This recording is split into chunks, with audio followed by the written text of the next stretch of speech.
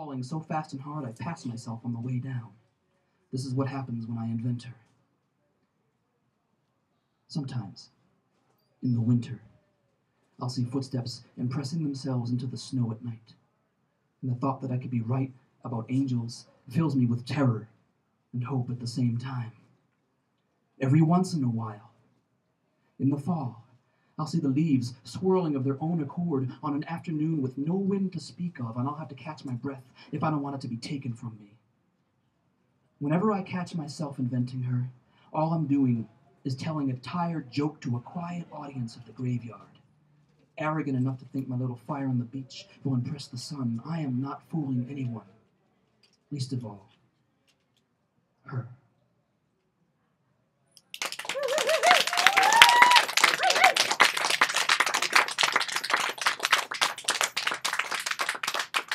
I'm going to dedicate this next poem to all of the people who drive in Albuquerque, New Mexico, who don't drive like me. Or to put it another way, who drive wrong. Let it go. There must be hundreds of us, and none of us want to blink on this highway. We're all in such a hurry. Even though we are legion, it seems that one of us thinks he can change lanes without signaling. I'm seeing taillights in my face all of a sudden. I see red, wrench the wheel, and we have liftoff the road. And I am so the year 2011 that instead of my life, all those photos on that iPhone I don't own flash before my eyes. My blood's hot to send steel at this indignity to me. Out of the blue, I'm following him to his destination, pulling up behind him in his driveway, his gravel beneath my tires grinding, my teeth. I'm killing him. I kill him again. I kill his goldfish. Can I get a witness? I am the darkest part of the shadow of his destiny's eclipse, but I wish just for once I could vanquish this road rage before it buries my humanity.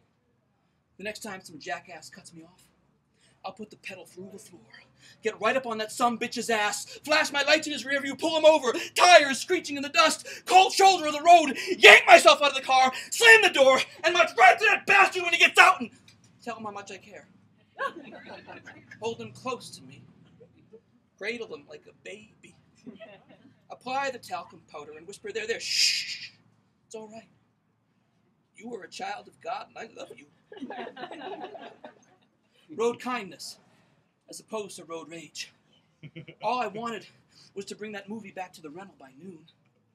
If a man, alone in a forest, defines his purpose in life as the pursuit of possessions, does he still make a sound? Is he still alive? I think it began at birth, this erroneous notion that we're each of us somehow vital to the rotation of the earth. I can't put my finger on it, but I can hear it rattling up there in my mind like the ball in a spray paint can, someone punctured without compunction. A perfect example. When I can hear the music of Mozart somewhere, and my first thought is, someone just put me on hold! Help me find the reason for my rage around the clock when truth and traffic slow me down. My mother once told me I wasn't born on time. So the first thing I do when I meet somebody new is say, I'm sorry I'm late, but I want to break the laws of this God version 2.0 that we all pray to when we answer the phones in our own homes and machines start dictating. Home on the range, rage against this time machine we ride. Ever since the innocence of my senses was surrendered to the scintillating switchblade of the syndrome, we are symptoms of insanity, and I went blind. There was a time in my life when I would have quoted Gandhi here, but I changed my mind. Glass all over the floor in front of the vending machine. Blood, a scarlet star across me. 3 shiny $quarter gone. The secretary's calling security. Stars in my eyes and tears. This is going to give me enough emotional scars to last me for years. I wasn't asking for the universe, just that Milky Way bar. Will I ever find the creamy nougat center of inner peace in this 9-to-5 dream routine? I don't remember any of this in the film strip they made me watch before I was born.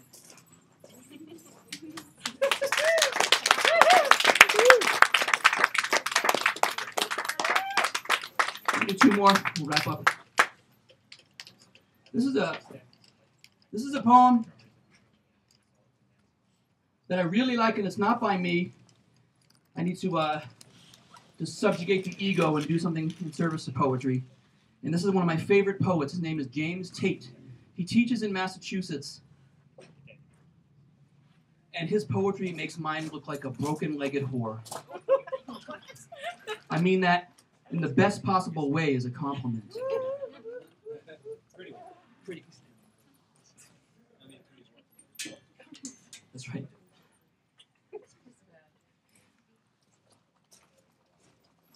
I received the strangest thing in the mail today. It's a photograph of me riding a camel in the desert. And yet, I have never ridden a camel or even been in a desert. I am wearing a jalaba and a kafiyah, and I'm waving a rifle. I have examined the photo with a magnifying glass, and it is definitely me.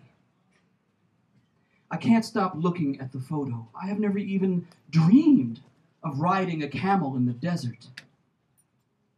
The ferocity in my eyes suggests I am fighting some kind of holy war, that I have no fear of death. I must hide this photo from my wife and children. They must not know who I really am. I must not know.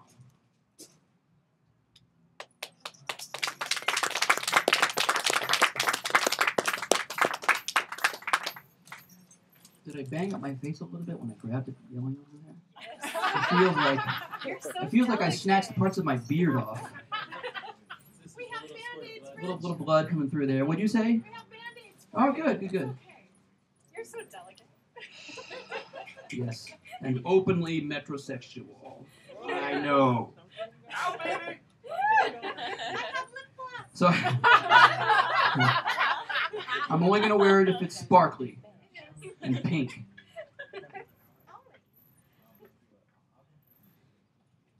So I'm gonna. This will be my last poem, and I want to thank everybody for listening. Thanks for sticking around and listening. There's a whole lots more stuff happening. There's more dancers, more other stuff, as I understand it. I don't know where the schedule got to, but I'm really grateful to have been asked to do this. So thank you very much. And What time is it? I want to say about this poem that I wrote this for a dance event, actually, and I'm glad to have brought it back. I'm feeling good about this poem.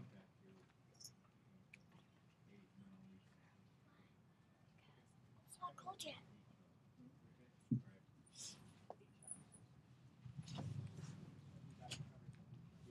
If we only had the moonlight to see by, we would be statues by a quiet shore. We would be more than daytime worker bees and fellow nationals. We would be improvised maneuvers in crimson scarves and purple veils. We would be more than sailboats napping on beaches. We would have no choice but to dance with the ghosts of those we've known who are gone, and this dancing would take place on the sand, a desert, stretching out forever in every direction like some dream. If we only had the moonlight to see by, there would be starlight also. And by these lights, we'd shake our legs and blink our eyes, henna jazz hands entranced. We would see that it was and is always desire to live o'clock. If we only had the moonlight to see by, spotlights would appear on faces. We'd need to focus on the eyes while we whisper to each other, "Look, up in the sky, look voici, Pegasus y Samanda." If we only had the moonlight to see by, we would wear those tinny wings of Mercury, running up the sparkling staircases of clouds until we got to a dance floor scattered with constellations and graffitied with golden comet dust, 100 miles above I can sea level. Pegasus, Isamandara Sulalun, blinded by the light of a white-winged horse and a firebird under the moon, let's pull on these heavy ropes, up anchored to a big silver ball of God, and bring this shimmering wisdom down to our level. Hip high, see these dunes feel cool to the touch, to the soles of our feet, and this coolness feels so warm in the soul, as good a time as any, when this moment takes us by the second hand, and Bastet smirks when we are not looking, while we are looking for something along the lines of love, bioluminescent like crazy, like a Valentine madness. Let's do this. Let's ask whoever answers to divine for a light so bright we can see with our eyes closed and move about the room, for desert sands so cool they feel like grass in the rain.